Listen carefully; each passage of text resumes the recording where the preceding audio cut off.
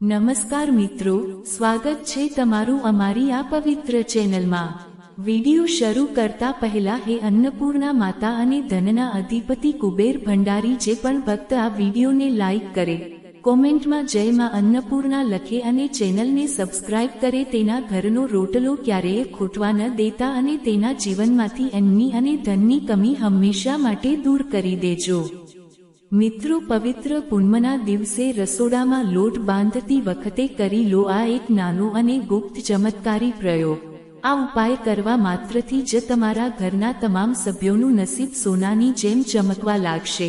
ઘરમાં આવકના સ્ત્રોત અચાનક ખુલી જશે અને પરિવારમાં સુખ, શાંતિ તેમજ ધનની અખંડ બરકત વધશે। અને સૌથી હેરાન કરી દે તેવી વાત તો એ છે કે જ્યોતિષ શાસ્ત્ર અને વાસ્તુશાસ્ત્રમાં રસોડાની આ ગુપ્ત વિધિને ભાગ્યના બંધ તાળા ખોલનારો અને દરિદ્રતાને જડમૂળથી ઉખાડી ફેંકનારો સૌથી અચૂક માર્ગ ગણાવ્યો છે। પરંતુ આજના સમયમાં લોકો આ દિવ્ય રસોડા નિયમ વિશે સાચી માહિતી ધરાવતા નથી।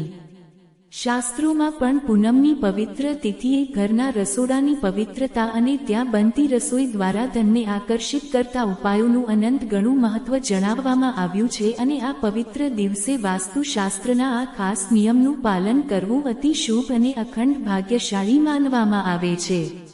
મિત્રો, જો તમે પણ પૂરી શ્રદ્ધાથી જાણવા માંગતા હો કે આખરે એવો કયો ગુપ્ત પ્રયોગ છે જેને લોટ બાંધતી વખતે કરવાથી ઘરમાં રહેલી તમામ નકારાત્મક શક્તિઓ અને ગરીબી હંમેશા માટે ભસ્મ થઈ જાય છે અને લક્ષ્મીજીની અખંડ બરકત વધે છે, તો મિત્રો એ ગુપ્ત રહસ્ય જાણવા માટે આ વિડીયોને અંત સુધી પૂરી શ્રદ્ધા સાથે જરૂરથી જોજો।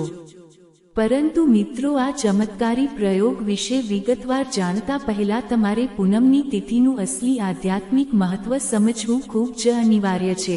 કારણ કે શાસ્ત્રો અનુસાર પૂનમ એ સાક્ષાત જગતપાલક ભગવાન વિષ્ણુની અસીમ કૃપા તેમજ બ્રહ્માંડની સર્વોચ્ચ સકારાત્મક આધ્યાત્મિક ઉર્જા પ્રાપ્ત કરવાનો સૌથી શ્રેષ્ઠ સમય માનવામાં આવે છે।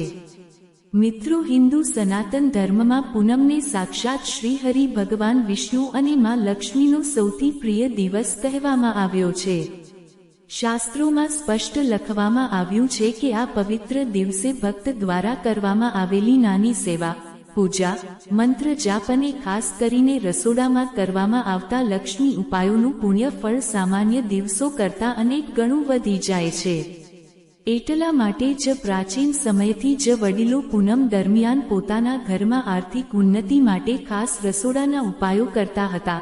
કારણ કે એવું કહેવાય છે કે રસોડું એ ઘરનું સૌથી પવિત્ર સ્થાન છે જ્યાં માતા અન્નપૂર્ણાનો વાસ હોય છે અને આ દિવ્ય સમયમાં ત્યાં લક્ષ્મીજીનો પ્રભાવ અત્યંત સક્રિય હોય છે।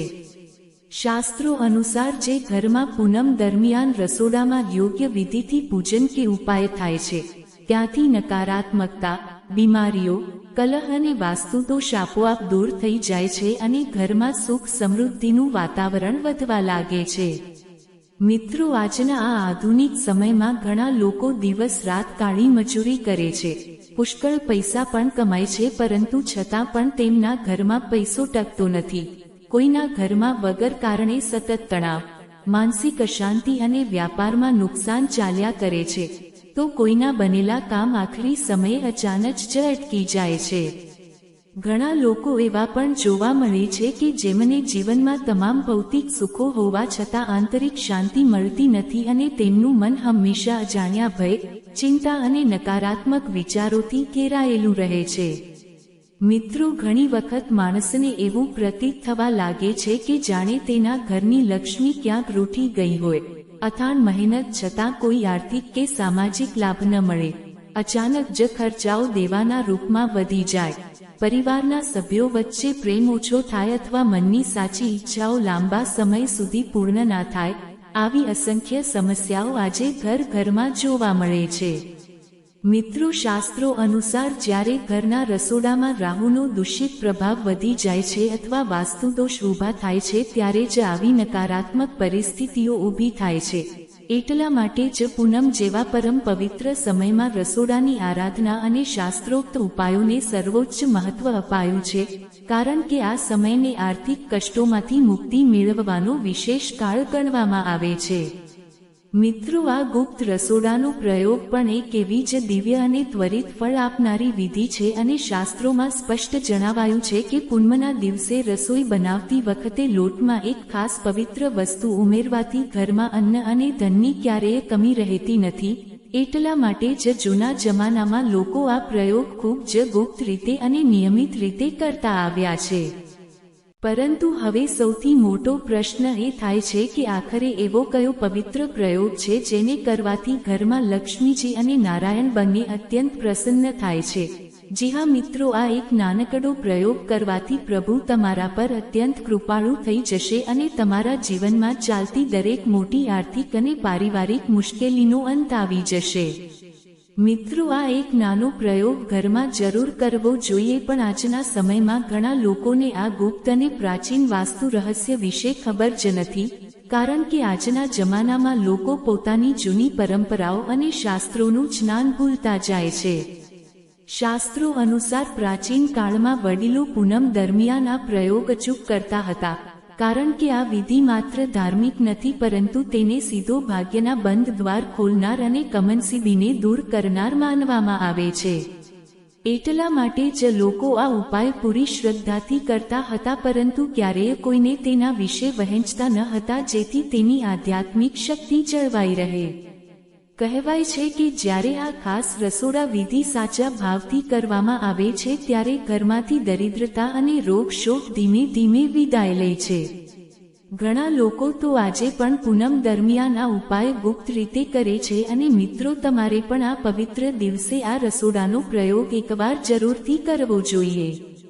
મિત્રો, હવે આગળ હું તમને આપણા શાસ્ત્રોમાં વર્ણવેલી એક એવી પ્રાચીન અને રહસ્યમય કથા જણાવવાની છું જેમાં આ રસોડા પૂજનના ચમત્કારી અને દિવ્ય મહત્વ વિશે સુંદર વર્ણન મળે છે.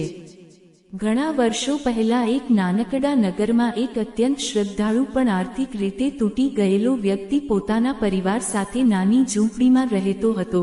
તેમના ઘરની આર્થિક પરિસ્થિતિ એટલી હદે ખરાબ હતી કે ઘણી વખત તેમના રસોડામાં રાંધવા માટે લોટનો એક દાણો પણ નહોતો અને બાળકો આખો દિવસ ભૂખ્યા રડતા હતા. તે વ્યક્તિ આખો દિવસ કામની શોધમાં ભટકતો છતાં પણ તેને કોઈ કામ મળતું ન હતું. ક્યારેક અચાનક ઘરમાં કોઈ મોટી બીમારી આવી જતી તો ક્યારેક અણધાર્યા નુકસાનના કારણે તેનું બધું જ વેચાઈ ગયું હતું. નગરના લોકો પણ કહેવા લાગ્યા હતા કે આ ઘર અશુભ છે અને આ રસોડામાં ક્યારેય લક્ષ્મીજીનો વાસ થઈ શકે નહીં.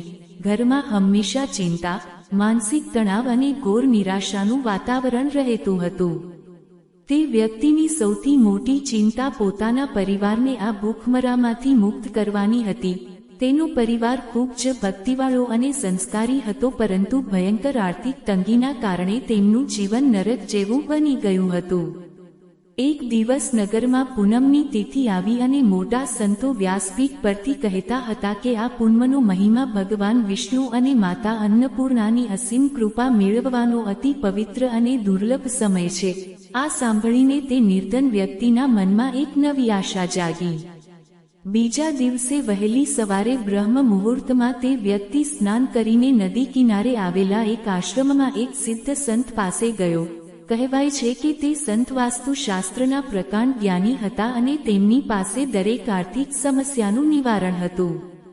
તે વ્યક્તિએ સંતના ચરણોમાં પડીને રડતા રડતા વિનંતી કરી કે હે મહાત્મા, હું કોઈ પાપ કરતો નથી, પૂરી પ્રામાણિકતાથી રહું છું, છતાં અમારા ઘરનું રસોડું ખાલી કેમ રહે છે?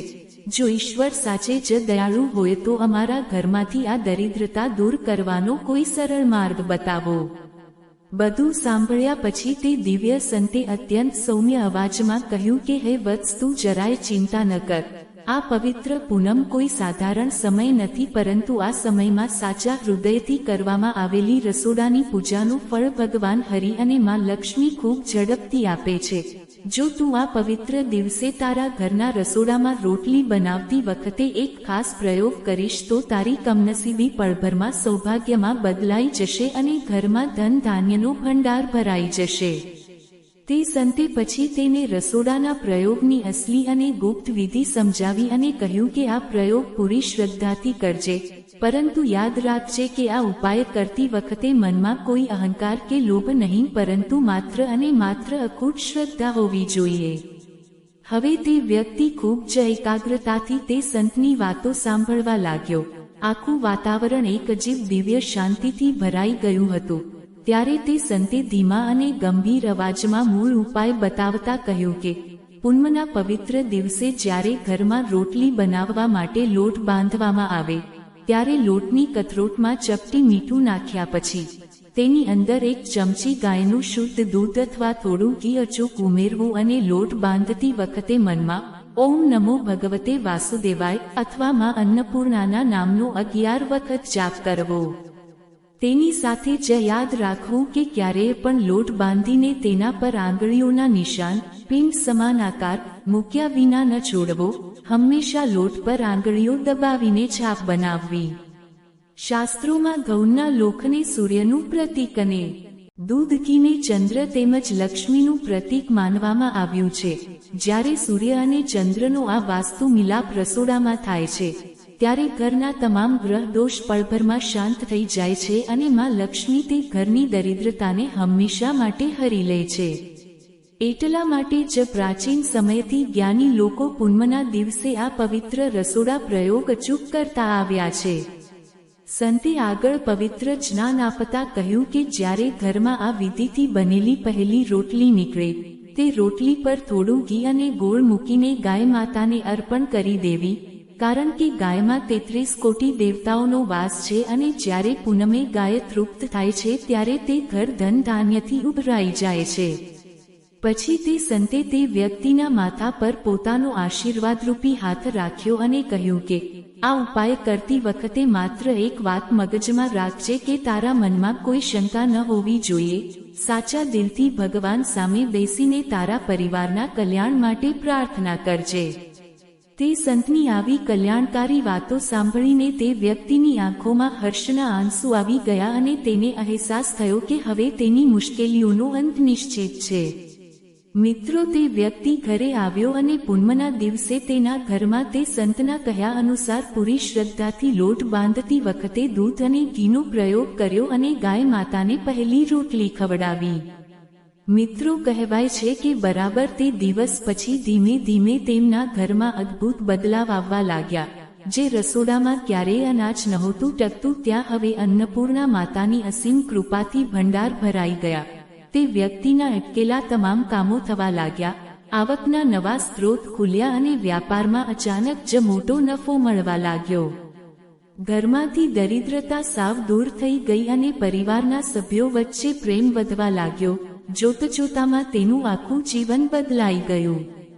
જે લોકો પહેલા તેને ગરીબ જોઈને મોઢું ફેરવી લેતા હતા તેઓ હવે સમાજમાં માન સન્માન આપવા લાગ્યા અને આખું નગર કહેવા લાગ્યું કે આ ઘર પર હવે સાક્ષાત અન્નપૂર્ણા અને લક્ષ્મીજીની મોટી કૃપા વરસી છે.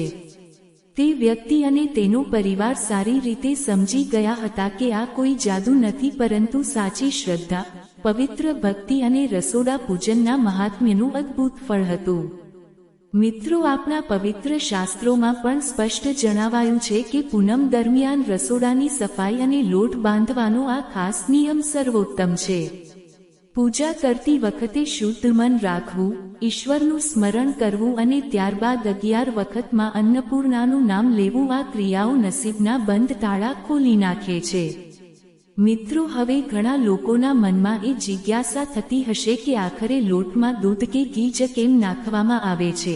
તો શાસ્ત્રોમાં દૂધને સમૃદ્ધિનું અને શાંતિનું પ્રતીક માનવામાં આવ્યું છે, જે રસોડાના તમામ વાસ્તુ દોષોને પળભરમાં શમી દે છે અને ઘરમાં ક્યારેય ધનની અછત થવા દેતો નથી. પરંતુ મિત્રો, એક પરમ સત્ય હંમેશા યાદ રાખવું ખૂબ જ જરૂરી છે કે માત્ર બાહ્ય ઉપાય કરવાથી જ જીવન નથી બદલાતું. શાસ્ત્રોમાં સ્પષ્ટ લખ્યું છે કે ઈશ્વરીય કૃપા મેળવવા માટે મનુષ્યના કર્મો અને વાણી પણ એટલા જ પવિત્ર હોવા જોઈએ. જો કોઈના મનમાં ખોટ, કપટ, અહંકાર કે બીજાનું અહિત કરવાની ભાવના હશે તો ગમે તેવા મોટા ઉપાયોનું પણ કોઈ ફળ મળતું નથી. ઘરમાં સકારાત્મક વાતાવરણ રાખવું, માતા પિતા અને વડીલોનું દિલથી સન્માન કરવું, પરોપકાર કરવો અને ઈશ્વરમાં અડગ શ્રદ્ધા રાખવી એ જ સાચી પૂજા છે. કારણ કે ભક્તિનો સાચો અર્થ માત્ર વિધિ વિધાન નથી પરંતુ ઉમદા વિચારો અને સત્કર્મ છે. જ્યારે મનુષ્ય સાચા હૃદયથી ઈશ્વરનું શરણ લે છે ત્યારે આખું બ્રહ્માંડ તેનું કલ્યાણ કરવા માટે તત્પર થઈ જાય છે. તો મિત્રો, જો તમે પણ હૃદયથી ઈચ્છતા હોવ કે આ પવિત્ર પૂનમ દરમિયાન ભગવાન વિષ્ણુ, માં લક્ષ્મી અને અન્નપૂર્ણા માતાની અખંડ કૃપા તમારા પરિવાર પર સદાય બનેલી રહે, તો આ નાનો પણ અચૂક રસોડાનો ઉપાય પૂરી શ્રદ્ધા સાથે એકવાર જરૂરથી કરજો અને મિત્રો, કોમેન્ટ બોક્સમાં પૂરા ભક્તિભાવ સાથે જય માતા અન્નપૂર્ણા અચૂક લખજો. જો તમને આ પવિત્ર અને શાસ્ત્રોક્ત માહિતી ગમી હોય તો આ વિડીયોને લાઇક અને શેર જરૂરથી કરજો, જેથી આ આધ્યાત્મિક જ્ઞાન વધુમાં વધુ લોકો સુધી પહોંચી શકે અને આવા જ સનાતન ધર્મ, વાસ્તુશાસ્ત્ર અને ધાર્મિક વિડીયો સતત જોવા માટે અમારી ચેનલને સબસ્ક્રાઇબ કરવાનું ભૂલતા નહીં. ભગવાન પુરુષોત્તમ તમારા આખા પરિવાર પર હંમેશા પોતાની અમી દ્રષ્ટિ રાખે અને તમારા જીવનમાં સુખ, શાંતિ, ઉત્તમ સ્વાસ્થ્ય અને અખંડ બરકત લાવે તેવી મારી હૃદયપૂર્વકની પ્રાર્થના છે. ધન્યવાદ. જય માતાજી.